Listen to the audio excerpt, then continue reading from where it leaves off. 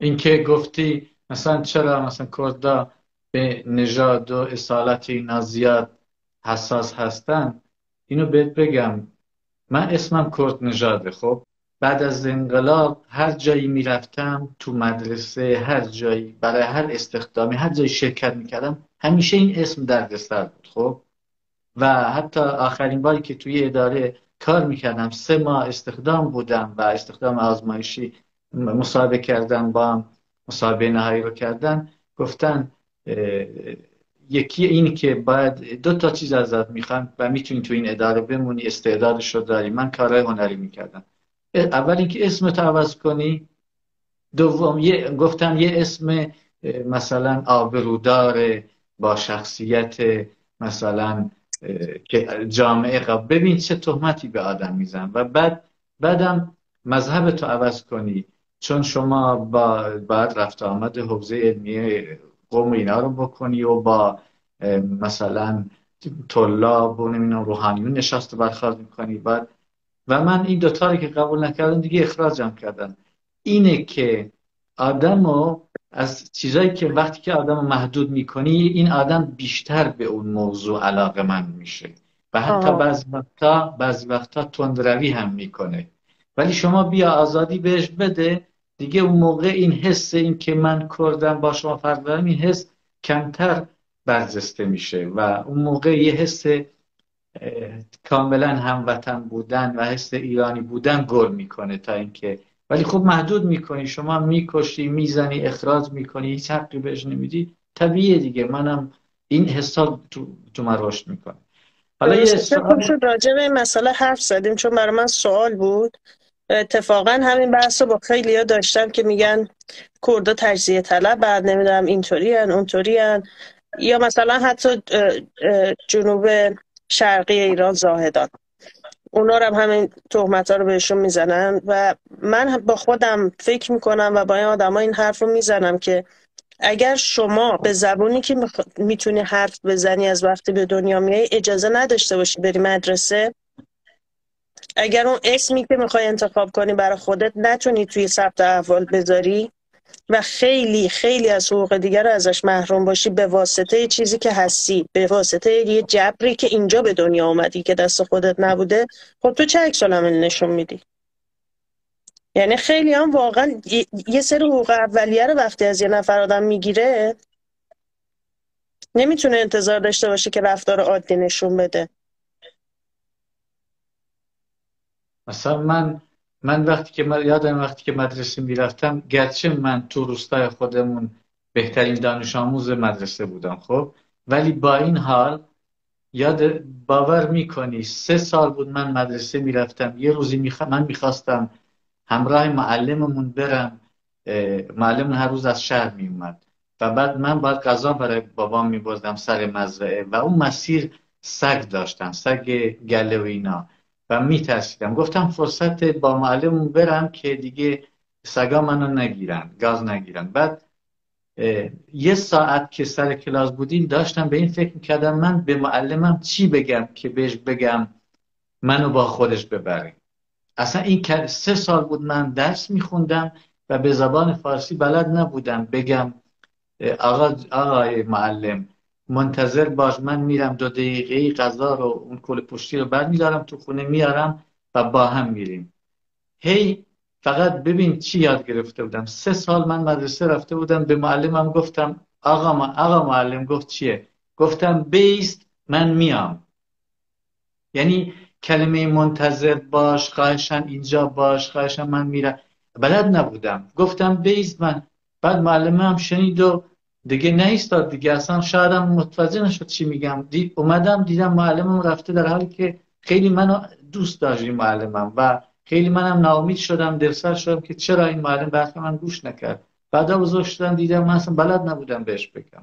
و فکر کن یه کورس زبون چقدر طول میکشه؟ شاید 5 6 سال، شاید بعضی وقتا 10 سال طول میکشه تا به زبون مسلط بشه. حالا باید با اون زبون، مثلا با شما فارس زبون باید مسابقه بده، رقابت کنه که تو کنکور هم ببین چقدر سخته برای ما، یعنی واقعا. بله. حالا بله این سخت. سوال حالا برای میشه من یه زبان انگلیسی، فرانسه، زبانهای دیگه هم تو دنیا حرف زده میشه که هر کسی بخواد میتونه بره اونا رو هم یاد بگیره اگه فکر میکنه برای زندگیش مفیده. حالا کسی هم که تو کردستان ایران داره درس میخونه، وقتی که درسش کتاباش به زبان کردی باشه، یه روزی شاید به نتیجه برسه من فارسی هم میخوام یاد بگیرم. اصلا میتونه یکی از درسا باشه. یعنی این اصلا واقعا ظلمه که آدم‌ها وقتی به یه زبانی حرف میزنن بچه کوچیک رو مجبورش کنی به یه زبان دیگه. و نه فقط توی مدرسه، توی ادارم که میخواد بره اونجا کارش را بیفته به عنوان یه شهروند این کشور مجبور به زبان دیگه حرف بزنه غیر اونی که بلده و باش راحته.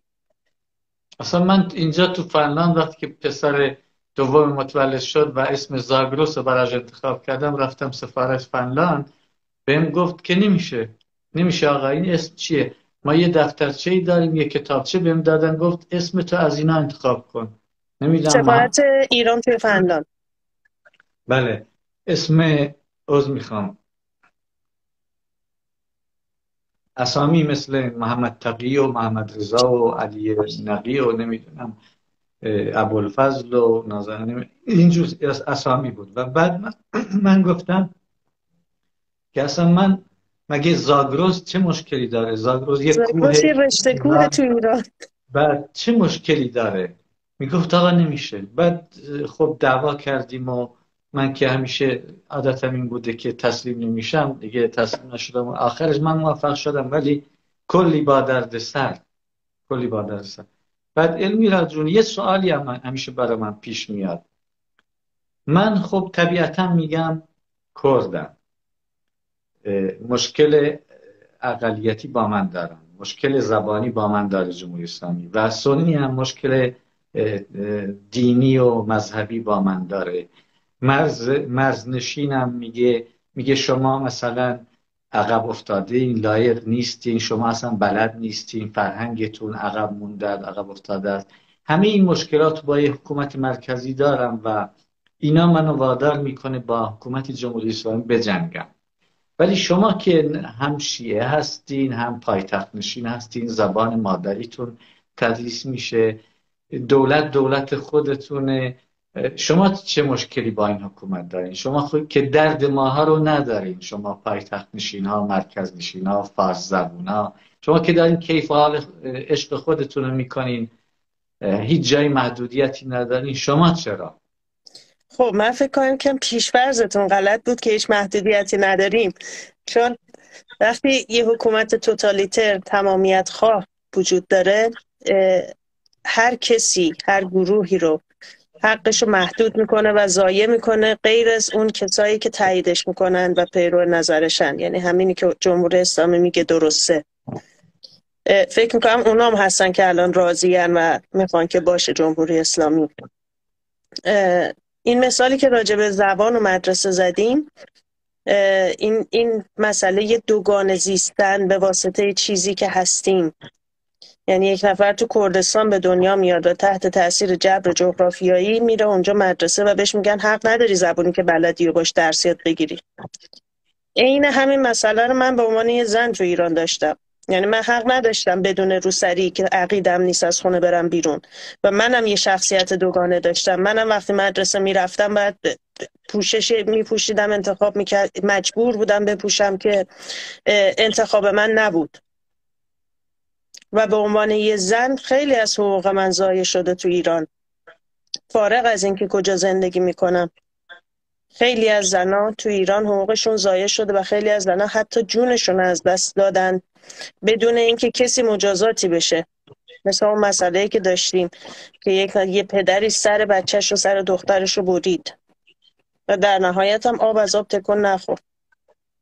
و از این اتفاقام زیاد میفته.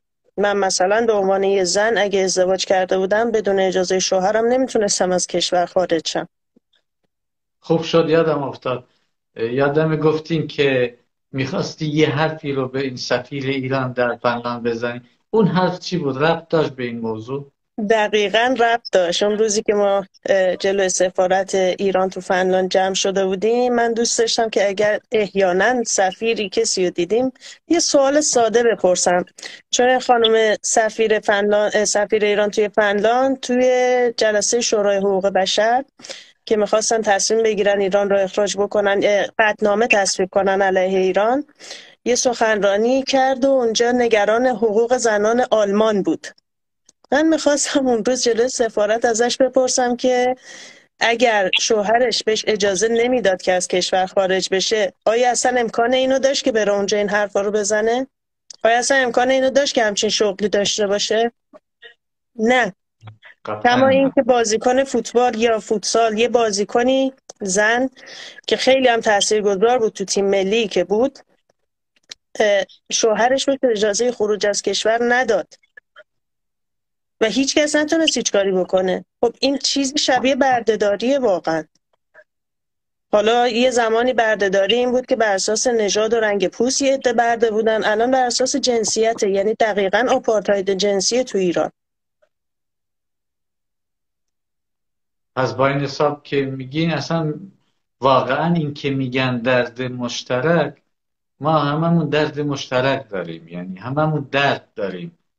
گرچه توی پایتخت نشین مثلا من فکر میکردم همه چی برات خوبه، شما هم دردایی داری که شاید من ازش بیخبر باشم.